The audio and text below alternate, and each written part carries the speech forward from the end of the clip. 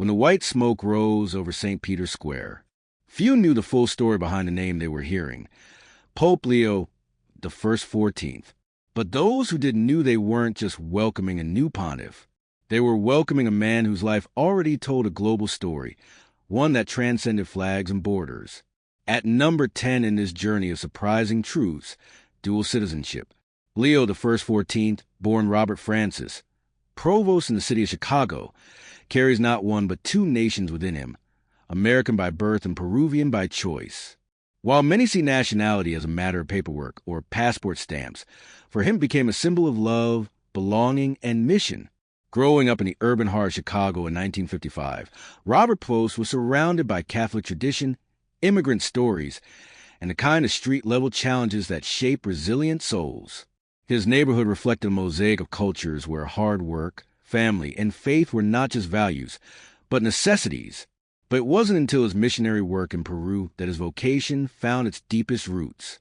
As a young Augustinian priest in the 1980s, he arrived in the heart of a country torn by unrest, violence, and poverty. The scars left by political instability and guerrilla warfare weren't abstract headlines for him. They were the faces of the people he served. In dusty villages and mountain communities, he didn't just preach. He listened. He learned their language, their customs, their wounds. In time, the people didn't see him as an outsider. They saw him as one of their own, and he in turn made it official. He requested Peruvian citizenship not for status, but as a declaration of unity. His priesthood wasn't American or Peruvian. It was both. It was universal. It was Catholic in the truest sense of the word. And now standing at the head of a global church. His identity built between Chicago and Chulucanas, between English and Kwa speaks volumes. It reminds the world that the Catholic Church doesn't belong to one continent or culture. It belongs to all. His very life is proof. And yet, beneath the layers of mission and theology, there's a human side that often goes unnoticed. That brings us to number 9, his quiet passion for tennis.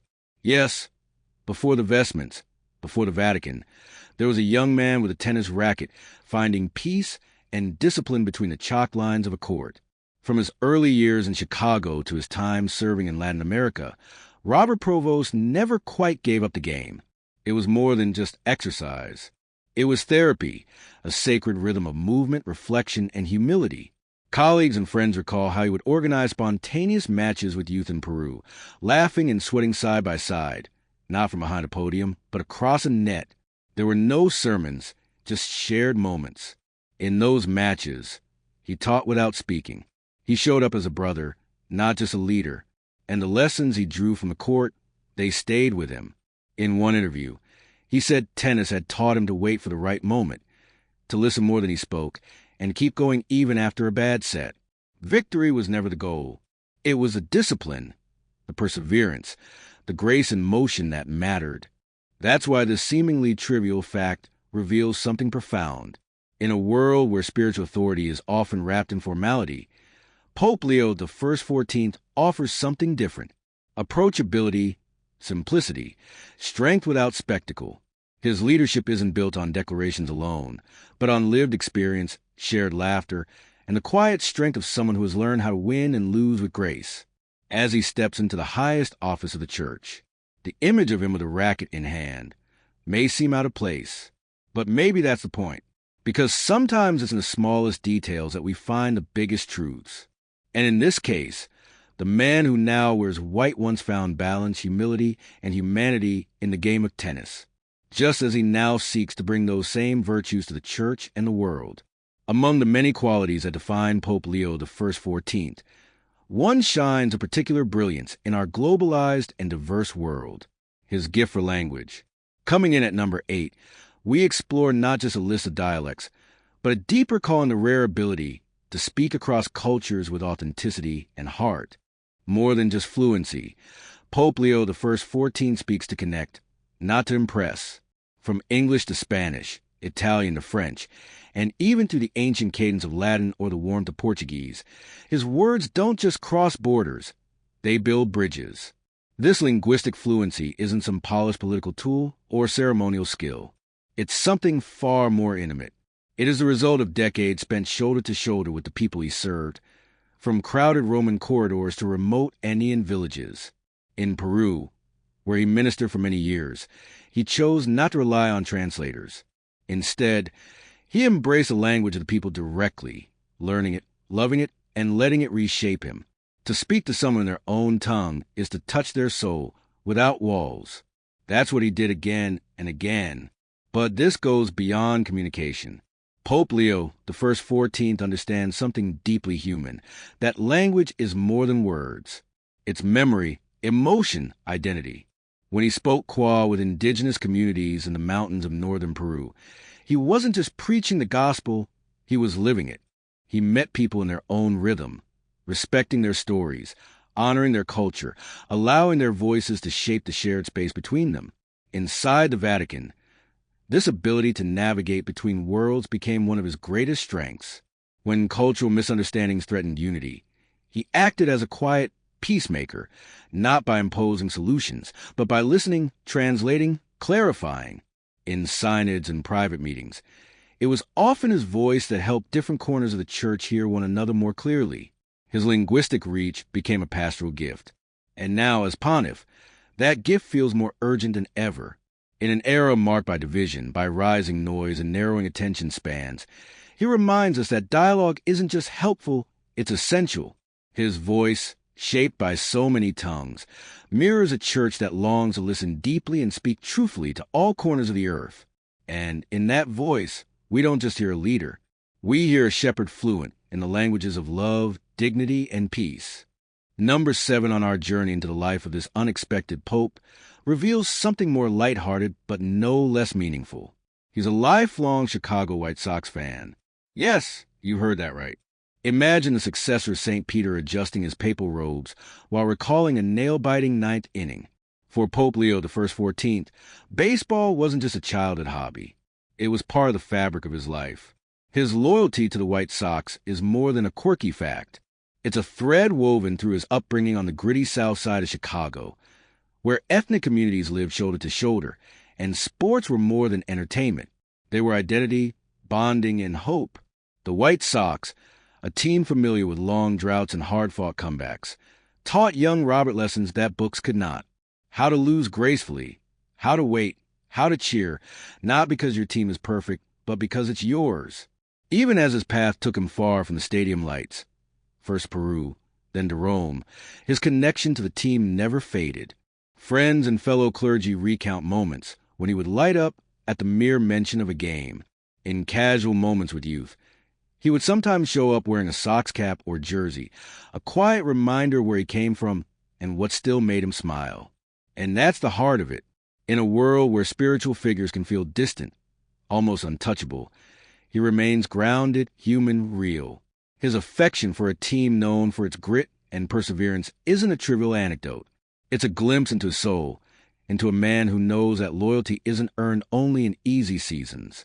It's forged in droughts, in disappointments, in hope that keeps showing up, and perhaps that's what makes this so powerful. In a time when many feel disconnected from faith, from church, or from leadership, Pope Leo the 14th reminds us that holiness doesn't mean detachment, that to love Christ is not to unlove the world, but to carry it with you, even in the form of a baseball cap tucked into your suitcase. His papacy may be rooted in the eternal, but it is also marked by moments that are wonderfully, unmistakably human. Number 6 on our unfolding journey into the life of Pope Leo the 14th brings us to a chapter that not only defined his path, but transformed him forever. It began quietly without applause or cameras in the dusty hills of northern Peru. In the mid-1900 ADS, long before the world would know his name, a young Augustinian priest named Robert Post was sent as a missionary to one of the most neglected corners of the world, the Pallur of Chulucanas. It was a place many had forgotten, a region defined not by headlines or history books, but by long winding roads, communities without running water, and a resilience forged in poverty. What he found there wasn't comfort. It wasn't ease, but it was real. And he didn't arrive as a foreign savior. He arrived as a brother. He walked beside the people, not in front of them. He learned their rhythms, their fears, and their hopes. He sat with them not as a distant observer, but as a guest at their tables, eating their bread, speaking their language, honoring their traditions. In time, He would not only become fluent in Spanish, but also immerse himself in the local dialects and Andean expressions that could never be found in textbooks, only in hearts. His mission was not defined by ceremony. It was not limited to vestments and rituals. It was built in the mud walls of rural schoolhouses. He helped build in the noisy clatter of community workshops. He organized in the quiet, but firm voice he offered in moments of social tension. He became day by day not a visitor, but a presence. Someone who could be counted on when the government could not. Someone who brought not only the Eucharist, but also first aid supplies, bandages, clean water, and words that soothed aching souls. People still recall the image of him trekking for hours under the sun, his shoes covered in dust, carrying nothing but a small bag, a Bible, and unwavering purpose. They remember the man who refused to turn away from the hard places, the man who would sit for hours beside the sick, the widowed, the abandoned, the man who didn't just bring God's word, but embodied it. His witness was so powerful, so persistent that in time those same people who first knew him as Padre Roberto would kneel before him as their bishop, not a stranger wearing robes, but a brother raised up among them. Now shepherding the same flock he once walked alongside in anonymity. That chapter, those decades in Peru, did not just shape his theology, they shaped his soul. They gave birth to a vision of the church that was not academic, not abstract. It was rooted in the ground. A church that doesn't lead from balconies, but walks in bare feet through unpaved roads. A church that listens before it speaks and bleeds before it judges. His election to the papacy isn't a sudden rise.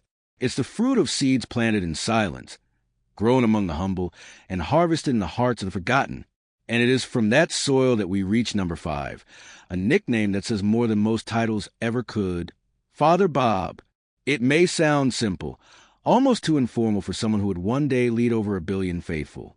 But to the thousands who knew him in the hills and barrios of Peru, Father Bob was never just a name. It was affection. It was trust. It was love. It was a voice people called out when they were in need, and the name children whispered when they saw him walking into town with his signature smile. Unlike so many who were clerical collars, he never carried an air of detachment. He didn't build walls of reverence between himself and the people. Instead, he built bridges with his presence. Whether it was joining in song during village celebrations or sitting quietly by a dying elder's side, his ministry was not one of appearances. It was one of immersion, one of presence, one of shared humanity. He didn't insist on formality. He welcomed familiarity. Even with his unmistakable American accent, he learned to laugh at his own mistakes in Spanish, never offended by correction, always eager to understand. His humility disarmed skepticism. His consistency turned curiosity into trust. The people didn't just respect him, they loved him. They welcomed him into their homes, into their lives, into their stories. And he stayed, not for a season, but for years, not as a guest, but as family. Even when he was later elevated to bishop and eventually brought to Rome, those who knew him best never stopped calling him Father Bob, because the title wasn't about status. It was about relationship, about a man who saw his vocation not as authority, but as accompaniment, not as power, but as service. He may now sit upon the chair of St. Peter, but that old nickname still whispered with warmth in the villages of Peru reminds us of the essence of his ministry. He never chased prestige. He chose people. He never spoke from above. He listened from beside. And in a world that often forgets the power of that kind of presence, Pope Leo the 14th offers a quiet, unwavering reminder. Before he was Pope, before he was Bishop, he was simply Father Bob, and that may be the most powerful title of them all. At number 4, we uncover a defining chapter that quietly shaped the leadership style of Pope Leo the 14th. Long before his name ever echoed through St. Peter's Square, years before he would wear white or walk the marble halls of the Vatican, Robert Francis Provost, still known affectionately as Father Bob, was entrusted with one of the most demanding responsibilities in religious life, leading the global order of St. Augustine. It was the year 2001 when the worldwide Augustinian community elected him Prior General, a role that would place him at the helm of a religious family stretching across more than 40 countries. Founded in the 13th century, the Augustinians carry a profound legacy of study, prayer, and community life. But the task of leading such a diverse body in the face of modern pressures required more than tradition. It demanded vision, humility, and a heart attuned to both the ancient and the emerging. For 12 full years, Father Bob guided this international order not from a pedestal, but from a posture of service. From the very beginning, his leadership was marked by listening, not commanding. He chose not to remain behind a desk in Rome, but instead traveled tirelessly to visit Augustinian communities in Latin America, Africa, Asia, and Europe. Whether it was a remote convent in the Philippines or a bustling mission in Nigeria, he preferred to be there in person to sit with the brothers, to hear their concerns, to pray in their chapels, and to witness their daily lives firsthand. Under his care, the order didn't retreat from the world, it re-engaged with it. He prioritized formation programs that deepened spiritual life. He encouraged vocations in parts of the world often overlooked. And he approached structural reforms not as disruptions, but as opportunities to renew fidelity to the order's core charism. He neither clung to the past nor rushed into novelty. He walked the line between tradition and change, with balance, with pastoral sensitivity, and with a rare steadiness. That time in leadership quietly prepared him for something far greater. In those years, he wasn't just managing logistics or directing communities. He was learning how to govern a global body of believers. He was learning how to guide without control, how to lead with compassion, and how to build trust across cultures, languages, and generations. In those years, a foundation was laid. And though no one could see it yet, it was a steady preparation for the moment when he would one day be called to guide the bark of Peter itself with the same wisdom, the same patience, and the same quiet strength he had already proven. But to understand the man behind the title, we must step further back to the beginning. At number 3, we return to his origins, to the streets that shaped him before the priesthood, before Peru, before Rome. We return to the south side of Chicago. It was there in 1955 that Robert Francis Post was born into a working-class Catholic family in one of America's most culturally rich and socially complex neighborhoods. The south side of Chicago was more than just a backdrop. It was a crucible. It was where Italian, Polish, Irish, African American, and Latino families built lives side by side amidst factories, parishes, modest homes, and the unspoken bond of shared struggle. In that atmosphere, faith was not an abstract idea. It was daily bread. It was resilience. It was survival. From a young age, he was steeped in a world where the church wasn't an institution. It was a second home. He served as an altar boy, attended Mass almost daily, and found in the rituals of the liturgy a quiet call beginning to stir. It wasn't dramatic. It wasn't grand. It was a steady whisper of vocation echoing from the pews, the sacristy, the simple stone altar. In those early years, he didn't dream of the Vatican. He dreamed of serving, of giving, of living the gospel in the place where it was most needed. That neighborhood didn't just give him a sense of calling. It gave him a backbone. It taught him the value of hard work, the dignity of labor, and the sacredness of community. He saw inequality. He saw families struggle, and he saw how faith helped him carry burdens too heavy for one person alone. That environment forged not only his compassion, but his courage. His priesthood decades later would always remain grounded in those early lessons. And now when the world sees Pope Leo XIV, they may see a man of global experience, of intellectual depth, of pastoral wisdom. But at the core remains a boy from Chicago, shaped by streets that taught him how to listen, how to persevere, and how to pray when the lights are low and the answers are few. At number 2, we arrive at one of the most surprising turns in this journey, his election as Pope. In a time when the church seemed fractured by theological tension, geographic divisions, and the loud demands of a world asking hard questions, many assumed the next conclave would stretch for days, even weeks. The media prepared for drama. Analysts predicted factions. But inside the sign chapel, something else happened, something quieter, something faster. In just a short span of time, the College of Cardinals reached an overwhelming consensus. There were no lengthy standoffs, no visible fractures. Instead, there was clarity. A man had emerged not because he sought power, but because he had lived service.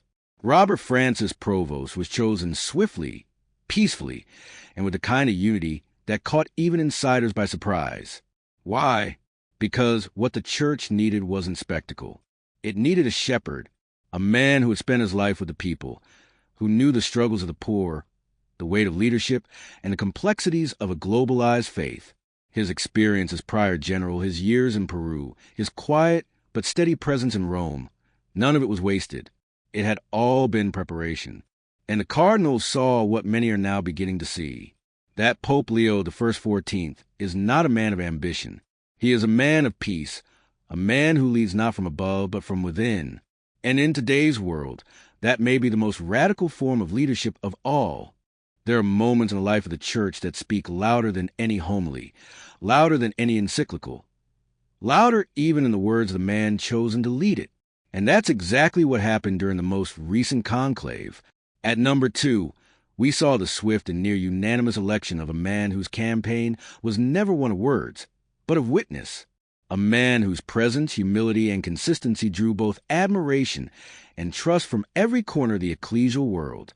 As a member of the Congregation for Bishops, Robert Francis Provost had already earned a quiet reputation not for politics, not for maneuvering, but for formation. He was known as a man who formed priests not only with intellect, but with heart. He understood the delicate balance between tradition and renewal, between fidelity and adaptation. And because of this, he became a rare bridge respected by those who leaned progressive and those who remained deeply traditional. What stood out time and time again wasn't his ambition. It was his stillness, his ability to listen before speaking, to observe without rushing to judgment, to remain present in the background, offering wisdom without demand. His life became a silent testament to faithfulness, lived not in the spotlight, but on the margins where real transformation often begins. He was never interested in headlines, but his life became a headline nonetheless. And so the speed of his election wasn't just a procedural detail. It was a statement that the church, battered and pulled in many directions, wasn't looking for a strategist, a showman, or a celebrity pope. It was searching for something deeper, a pastor, a father, a man of prayer who had already laid down his life quietly day by day in service to God's people. And that brings us to number 1, a moment that broke centuries of precedent and carved a new line in the history of the Catholic Church. With the election of Robert Francis Provost, now Pope Leo the 14th, 2 firsts unfolded in a single humble man.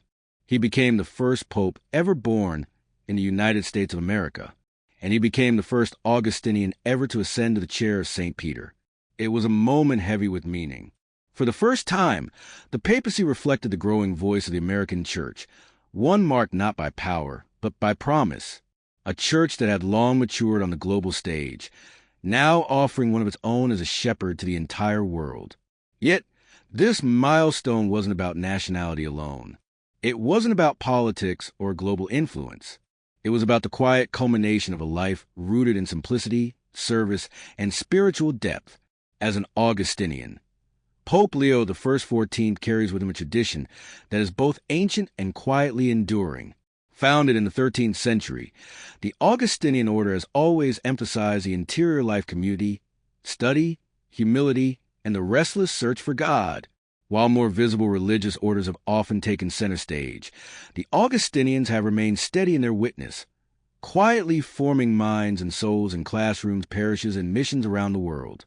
His election brought their charism into the spotlight not for its fame, but for its fidelity, and in many ways that reflects the very essence of his life. Not built on dramatic gestures, but on quiet perseverance. Not forged in grand cathedrals, but in dusty roads and remote villages. Not aimed at applause, but anchored in love. To some it may seem symbolic, but symbols matter, because when the world looked at the balcony and saw a man who would walk with the poor, led without pride, and prayed without needing to be seen, it saw something new and something very old. A church returning not to the past, but to the heart of its mission. A church led by someone who had never sought to lead. Pope Leo the 14th's rise marks not just a new chapter, but a new tone, one of quiet strength of gentle authority, a global vision grounded in deeply personal faith. In him the world sees not just a pope, but a priest, not just a theologian, but a brother, not just a headline, but a human soul who reminds us that holiness still walks among us, and sometimes it wears the name Father Bob. The election of Pope Leo, the first 14th did more than fill the vacancy of a pontificate. It quietly rewrote the geography of tradition. For over 2,000 years, the successes of Peter had come almost exclusively from Europe, with Rome serving as both the spiritual and cultural heartbeat of Catholic leadership.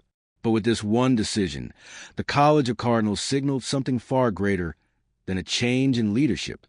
They signaled a shift in perspective. At number one, we don't just mark a personal milestone, we mark a historic turning point. The ascension of Robert Francis Provost shattered expectations and broadened the Church's horizon. No longer tethered solely to the old continent, the papacy now speaks from a global vantage point. In Leo the 14th, the Church embraces a new face, one shaped not by ancient European courts, but by the winds of the Americas, by missionary roads in Latin America, and by the quiet chapels of the working-class neighborhoods of Chicago. His election was not simply symbolic, it was seismic. It proclaimed to the world that the center of Catholicism, while still rooted in Rome, now listens with ears attuned to the entire planet. To say he is the first American pope is not just a fact of geography. It's a statement about the Church's future. Born in a land shaped by democratic ideals, by waves of immigration, by vibrant and often conflicting cultures, Pope Leo the 14th brings with him a deep awareness of pluralism. He understands what it means to hold space for different voices, to navigate a society marked by both freedom and fragmentation. His formation in the United States, one of the world's most spiritually diverse nations, gave him the tools to lead not just those who agree, but those who seek, those who struggle, and those who have questions without answers. He does not carry this with triumph, but with humility, because alongside his identity as an American, he also walks in the footsteps of St. Augustine, one of the Church's greatest thinkers and one of its most restless hearts. As a member of the Augustinian order, Leo the 14th brings a spirituality that is at once ancient and deeply needed in modern times. The Augustinian way is not centered on hierarchy or control. It is built on community, on the shared search for truth, on the belief that God speaks most clearly in silence and is found not in dominance but in love. For him, the heart of leadership is not authority, it is interiority. The call to serve is not a climb, but a descent into the lives of others. He has lived this through decades of religious life shaped by shared meals, common prayer, quiet contemplation, and joyful service. His vision of the Church does not begin at the top. It begins in the soul in the daily effort to live with grace, to forgive, to walk humbly. That he is both the first American and the first Augustinian pope is not a coincidence. It is a convergence of two paths. One geographic, the other spiritual. One shaped by the diversity of nations, the other by the depth of inner life. Together, they form a leader uniquely prepared for the world. We now live in a world crying out not for spectacle, but for substance, not for certainty, but for sincerity. In Pope Leo the 14th, the Church hasn't just made history, it has made a statement. A statement that the gospel is still alive, not locked in the past, but growing in new soil. That the voice of Peter can rise from unexpected places, and that the future of Catholicism will be written not only in cathedrals and conclaves, but also in the lives of humble servants who, like this man, said yes without needing to be seen. And so, as the white smoke faded and a humble man stepped forward bearing the name Leo the 14th, it became clear to those watching and to those praying that something sacred was unfolding. Not just a new chapter, but a new page in the living book of the Church's history. A page not written in ink, but in flesh, in journey, in the quiet unfolding of providence. His election wasn't a product of strategy. It wasn't predicted nor demanded. It was in the truest sense a whisper of the Holy Spirit, a reminder that heaven still speaks through the unexpected, through the gentle, the overlooked, the faithful. With Leo the 14th, the Church does not abandon its past. It builds upon it. And in doing so, it takes a breath, looks outward, and begins again.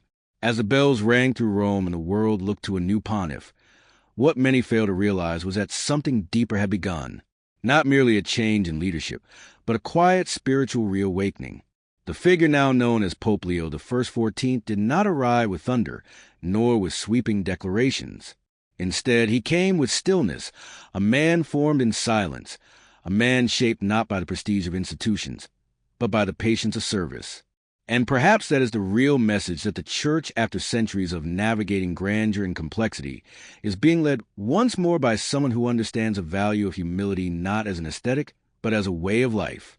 In the days following his election, images circulated the new pope walking without entourage, stopping to embrace a disabled pilgrim, pausing longer than protocol demands at the tomb of a forgotten saint. Small moments unremarkable to some, but to those watching closely, these gestures spoke volumes. They signaled a return to the roots of leadership, a return to Christ-like presence, not just papal power. For many Catholics around the world, especially those who had grown weary of scandals, divisions, and institutional fatigue, this quiet approach came as a balm. It reminded them that the church is not first a bureaucracy. It is a body, not first a fortress, but a family. And in Pope Leo XIV, they saw someone who was not rushing to reform with noise, but reforming with gentleness. Someone who would not shout over the chaos of the world, but would kneel beneath it and lift those crushed by its weight. His previous decades of ministry were already proof of this. He didn't just preach the gospel. He lived it in places where it was hardest to believe, in poor communities where food was scarce, but faith was abundant, in dioceses where infrastructure was failing, but hope still endured. He didn't go there to fix things. He went to be with people. And in doing so, he built something the world is starving for: trust. And now that same spirit is guiding his every step. From his first moments as Pope, he made it clear he is not here to be served. He is here to serve. Observers might point to his American background, his Augustinian roots, or his pastoral experience as key elements of his leadership style, and all of those matter. But beneath them is something more essential: his deep conviction that God is found not in dominance, but in accompaniment. That holiness begins not in visibility, but in hiddenness. That the church, to be strong again, must learn how to be small. It's a paradox. And yet that paradox is precisely where renewal lies. Because the truth is, the Catholic Church of the 21st century stands at a crossroads. It is no longer the cultural powerhouse it once was in Europe. In some places it faces ridicule, in others irrelevance. And yet in the global South, in Latin America, Africa, and parts of Asia, it is growing, breathing, moving. The face of Catholicism is changing. And Pope Leo XIV election is not just a response to that change. It is a reflection of it. He brings with him the wisdom of a world church, one not locked in marble chambers, but alive in jungle parishes, city slums, and refugee camps.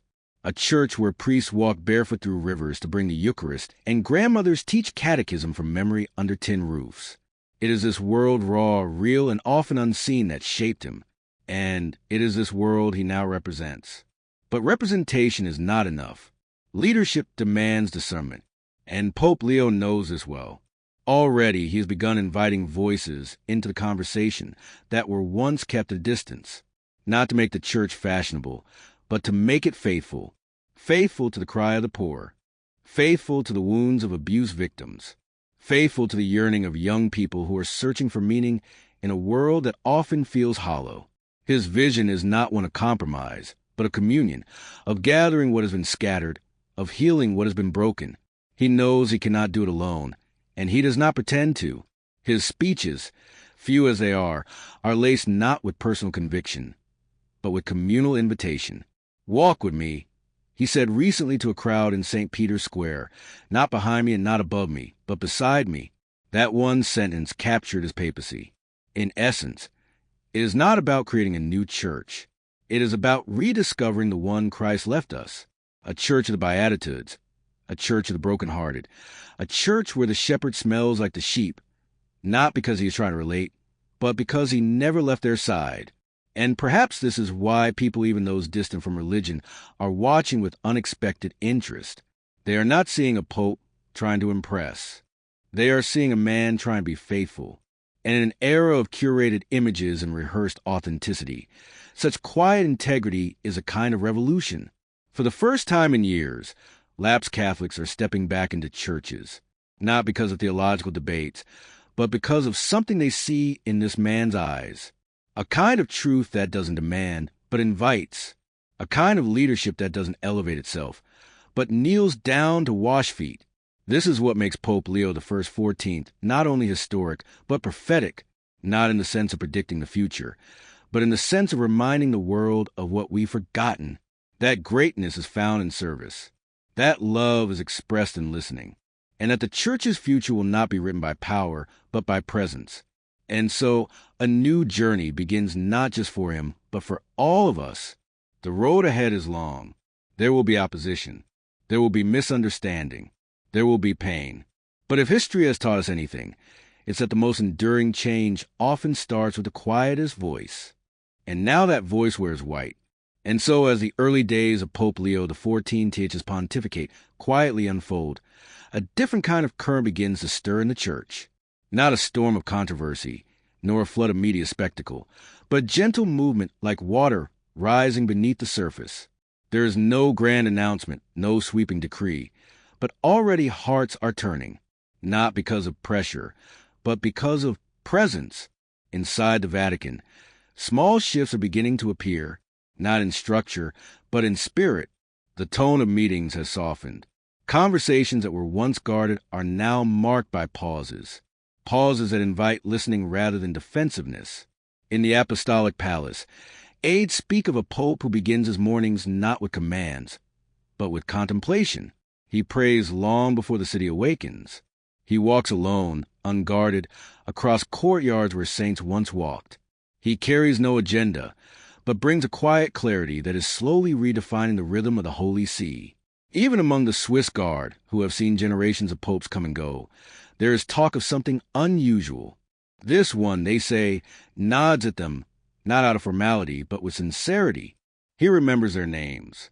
He asks about their families, and when he blesses them, it's not a gesture, it's a moment. To the casual observer, none of this may seem groundbreaking, but for those within the life of the church, such subtle changes are seismic. They signal a return to the essence of what leadership should be. Not a display, but a gift. Not a ladder, but a cross. Beyond Vatican walls, the response has been equally profound. In the slums of Manila, in the rural dioceses of Uganda, in the cold cathedrals of Quebec, bishops and lay alike are watching him not for what he will declare, but for how he will live.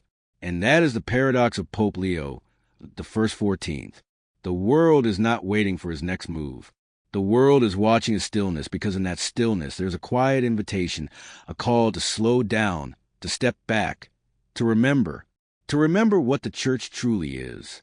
Not a political machine, not a relic of a bygone era, but the body of Christ, a living mystery, a place where the sacred touches the suffering and where the wounded find a home. And this Pope, this man who once walked barefoot into Andean villages with nothing but the Eucharist and a backpack of medical supplies, now walks the halls of the Vatican with the same posture, not as a ruler, but as a reminder that greatness in the church has always been measured by humility, and that the most powerful voices are often the ones that do not raise themselves. He has no illusion that he will fix everything. He knows the challenges that await him, the growing secularism in the West, the deep wounds of abuse, the sharp divisions within the church itself. He sees the pressures from political forces, from media, from every corner of ideology. But he does not flinch because he has spent his life not solving institutions, but serving souls. And perhaps that is what gives his papacy its quiet strength. He knows that what the church needs most right now is not control, but courage. Not innovation, but incarnation. The kind of leadership that bends low to wash feet. The kind of holiness that finds God not in noise but in neighbor. As he begins this sacred task, he carries within the invisible weight of 1 billion hopes. But he also carries something else, something older, something deeper. The presence of a church that has survived storms far greater than these. A church that was born in an upper room, fed in catacombs, and flourished on the blood of martyrs. A church that despite everything still believes in resurrection. And now, as Leo XIV takes his place among the long line of shepherds, he does so not as the loudest voice, but perhaps the clearest, because his message is not wrapped in rhetoric. It is written in his life, a life that has walked through poverty, across continents, into classrooms, and now onto the world stage. But even there, he is not changed. He still walks slowly. He still listens more than he speaks. He still prays with his eyes closed tightly, as if the world might disappear for a moment and leave him alone with God. And that is the kind of man who now wears the white cassock of Peter. He has no empire to build, no legacy to protect, only a church to love, a world to serve, and a Christ to follow. So, as the sun sets over Rome and lights flicker on beneath the dome of St. Peter's, a new chapter continues to be written, not in ink, but in witness, not in policy, but in presence. And in the stillness of that moment, something ancient returns to the surface. A hope that the church is not done, that the gospel is still alive, that holiness is still possible, and that sometimes the greatest revolutions begin not with noise, but with a whisper. And now, as the world exhales and the church finds itself walking forward once more, there stands at her helm a man not crowned in glory, but clothed in grace. Pope Leo, the first 14th, does not come to redefine the faith. He comes to remind us of it, not with fireworks, but with fidelity, not with sweeping change, but with steadfast love. He is not the thunder, but the echo that follows, not the flame, but the steady candle that refuses to go out. And perhaps in an age so loud, that's exactly what we needed. Because the future of the church will not be forged in strategy, but in saints. And while his name may now echo through cathedrals and headlines, he remains what he always was, a servant, a brother, a father, one who has walked beside the poor, listened to forgotten, and whispered prayers when no one was watching. So let the world look again not at the power, but at the posture, not at the throne, but at the man who sits upon it. And let them see that even in the heart of Rome, even in this fractured time, God still chooses a humble. A new page is turned, and with a quiet light begins to shine again softly, faithfully, and without fear. This is Pope Leo the first 14th, and this is just the